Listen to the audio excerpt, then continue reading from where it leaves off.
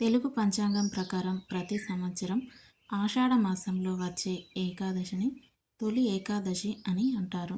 తొలి ఏకాదశి పండుగను ఆషాఢ మాసం శుక్లపక్ష ఏకాదశి రోజున జరుపుకుంటారు. ఈ రోజు విష్ణువుకు అంకితం చేయబడింది.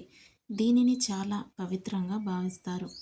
ఈ రోజు నుంచి శ్రీ మహావిష్ణువు క్షీరసాగరంలో యోగ నిద్రలోకి వెళ్ళి 4 నెలలు విశ్రాంతి తీసుకుంటాడని నమ్ముతారు. ఈ కాలాన్ని చాతుర్మాసం అంటారు. ఈ సమయంలో వివాహం, గృహప్రవేశం వంటి శుభకార్యాలు జరగవు. భక్తులు ఈ రోజున ఉపవాసం ఉండి శ్రీ మహావిష్ణువును పూజించి మోక్షాన్ని కోరుకుంటారు. అటువంటి పరిస్థితిలో 2025లో తొలి ఏకాదశి ఇప్పుడు వచ్చింది. పూజా సమయం ఇప్పుడు. ఈ ఏకాదశికి ఉన్న ప్రాముఖ్యతను తెలుసుకుందాం. ప్రతి సంవత్సరం ఆషాఢ మాసం శుక్లపక్ష ఏకాదశి తిథి రోజున తొలి ఏకాదశి జరుపుకుంటారు. ఈసారి ఈ తిథి జూలై 6 ఆదివారం వచ్చింది. హిందూ క్యాలెండర్ ప్రకారం ఏకాదశి తిథి జూలై 5న సాయంత్రం 6 గంటల 58 నిమిషాలకు ప్రారంభమై జూలై 6న రాత్రి 9 గంటల 14 నిమిషాలకు ముగుస్తుంది. ఉపవాసం ఎల్లప్పుడూ ఉదయ తిథి రోజున పాటిస్తారు కనుక ఈ తొలి ఏకాదశి ఉపవాసం జూలై 6న పాటించాల్సి ఉంటుంది. అయితే ఈ సంవత్సరం జూలై 6వ తేదీ ఆదివారం రోజు తొలి ఏకాదశి వచ్చింది. ఇంతటి శక్తివంతమైన తొలి ఏకాదశి రోజున ఎవరైతే ఇంట్లో ఇలా పూజ చేసుకుంటారో వారికి విష్ణుమూర్తి అనుగ్రహం వల్ల మీ జీవితంలో ఎలాంటి కష్టాలు లేకుండా సుఖ సంతోషాలతో అష్టైశ్వర్యాలతో జీవిస్తారు. తొలి ఏకాదశి రోజున విష్ణుమూర్తి స్వరూపమైన వెంకటేశ్వర స్వామిని పూజించడం వల్ల మీరు కోరుకున్న కోరికలు అన్నీ ఖచ్చితంగా నెల రోజుల్లోనే నెరవేరుతాయి అని పండితులు చెబుతున్నారు. కాబట్టి ఈ పవిత్రమైన తొలి ఏకాదశి రోజున ఇంట్లో ఎలా పూజ చేసుకోవాలి, ఏ నియమాలు పాటించాలి అన్న విషయాల గురించి ఈ వీడియోలో తెలుసుకుందాం. వీడియోని స్కిప్ చేయకుండా పూర్తిగా చూడండి. ఈ సంవత్సరం తొలి ఏకాదశి ఆదివారం రోజు వచ్చింది. ఆదివారం రోజున వచ్చే ఏకాదశికి చాలా శక్తి ఉంటుంది. తొలి ఏకాదశి రోజున పూజ చేసే వాళ్ళు ఉదయాన్నే నిద్రలేచి మీ ఇల్లంతా శుభ్రం చేసుకోవాలి. మీ ఇంటిని శుభ్రం చేసేటప్పుడు నీటిలో కొంచెం రాళ్ళ ఉప్పు వేసి ఇంటిని శుభ్రం చేయండి. అలాగే ఈ తొలి ఏకాదశి రోజున ఇంట్లో ఉన్న ప్రతి ఒక్కరూ ఖచ్చితంగా తలస్నానం చేయాలి. తొలి ఏకాదశి రోజున స్నానం చేసేటప్పుడు చేసే నీటిలో 2 తులసి ఆకులు వేసుకొని స్నానం చేస్తే మీ జాతకంలో ఉన్న దోషాలన్నీ తొలగిపోతాయి.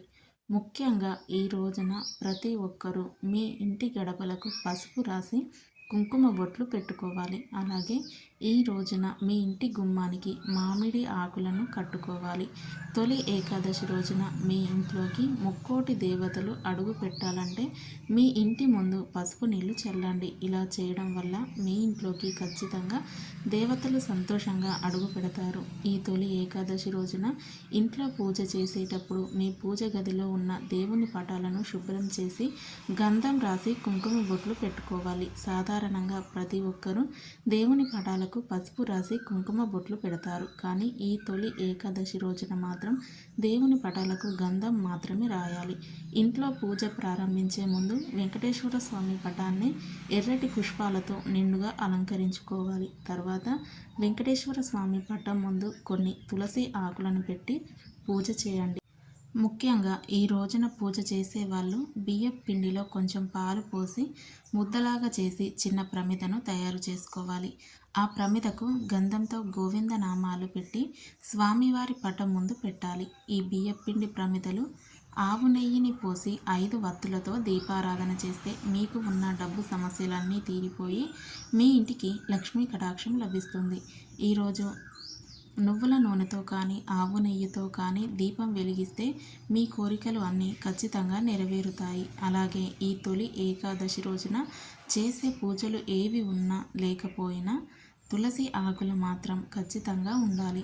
ఈ తొలి ఏకాదశి రోజున వెంకటేశ్వర స్వామి పటం ముందు కొన్ని తులసి ఆకులు పెడితే విష్ణుమూర్తి చాలా సంతోషిస్తాడు. ఇక పూజలో నైవేద్యంగా పానకాన్ని నివేదించండి లేదా చిన్న బెల్లం ముక్కను సమర్పించినా సరే ఆ విష్ణుదేవుడు పులకరించిపోతాడు. తొలి ఏకాదశి రోజున ఇంట్లో ఉన్న ఆడపిల్లలు అందరూ తమ కాళ్ళకు పసుపు రాసుకోవాలి. అలాగే ఇంట్లో ఉన్న ప్రతి ఒక్కరూ కుంకుమ బొట్టు పెట్టుకోవాలి. తొలి ఏకాదశి రోజున ఇలా చేస్తే మీ ఇంటిపై లక్ష్మీదేవి అనుగ్రహం ఉంటుంది. మరీ ముఖ్యంగా ఈ తొలి ఏకాదశి రోజున మీ ఇంట్లో పూజ చేసి కొబ్బరికాయను కొడితే మీ ఇంటికి ఎంతో మంచి జరుగుతుంది అని పండితులు చెప్తున్నారు. ఆ విష్ణుదేవుడి అనుగ్రహం వల్ల మీ ఇల్లంతా డబ్బుతో నిండిపోవాలంటే తొలి ఏకాదశి రోజున ఇంట్లో పూజ చేసేటప్పుడు ఒక కొబ్బరికాయను తీసుకొని ఆ కొబ్బరికాయ పైన పసుపుతో స్వస్తిక్ గుర్తు వేసి ఆ కొబ్బరికాయను మీ పూజ గదిలో ఉంచి పూజ చేసుకోవాలి. పూజ పూర్తయిన తర్వాత ఈ కొబ్బరికాయను దేవుడికి నివేదించండి. పవిత్రమైన తొలి ఏకాదశి రోజున ఎవరైతే ఇలా చేస్తారో ఆ ఇంటికి తిన్నా తరగని ఐశ్వర్యం వస్తుంది. మీరు కోరుకున్న కోరికలు ఖచ్చితంగా నెరవేరాలి అంటే ఈ తొలి ఏకాదశి రోజున మీ పూజ గదిలో ఉన్న వెంకటేశ్వర స్వామి పటం ముందు తాంబూలం పెట్టండి. విష్ణుమూర్తికి మీ కోరికలు చెప్పుకుంటూ స్వామివారికి తాంబూలం సమర్పించాలి. కాబట్టి ఎవరైతే తొలి ఏకాదశి రోజున వెంకటేశ్వర స్వామికి తాంబూలం సమర్పిస్తారో వారు కోరుకున్న కోరికలు వారం రోజుల్లోనే నెరవేరుతాయి. పూజ పూర్తయిన తర్వాత దేవుడికి హారతి ఇచ్చి ఓం వాసుదేవాయ నమః అనే మంత్రాన్ని మీ మనసులో 3 సార్లు స్మరించుకోండి. ఈ మంత్రాన్ని చదవడం వల్ల మీరు చేసే పూజలకు రెట్టింపు పుణ్య ఫలితం లభిస్తుంది. అలాగే పూజ పూర్తయిన తర్వాత ఖచ్చితంగా 5 ప్రదక్షిణలు చేయాలి.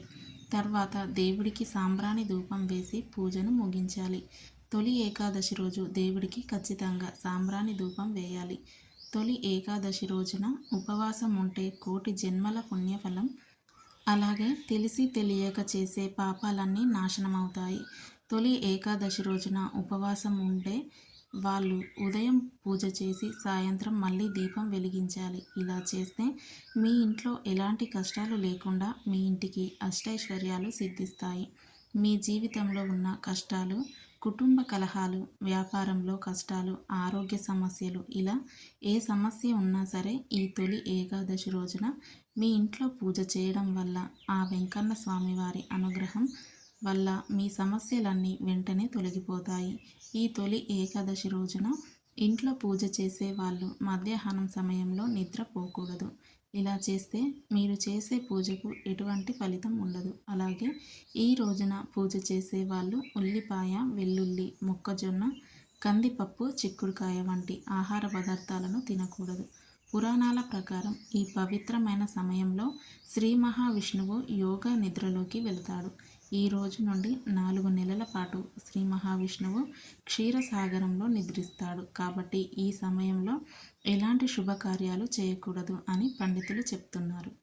ఈ వీడియో మీకు నచ్చినట్లయితే లైక్ చేసి షేర్ చేయండి. అలాగే ఇలాంటి మరిన్ని వీడియోల కోసం మా ఛానల్ని సబ్స్క్రైబ్ చేసుకోండి.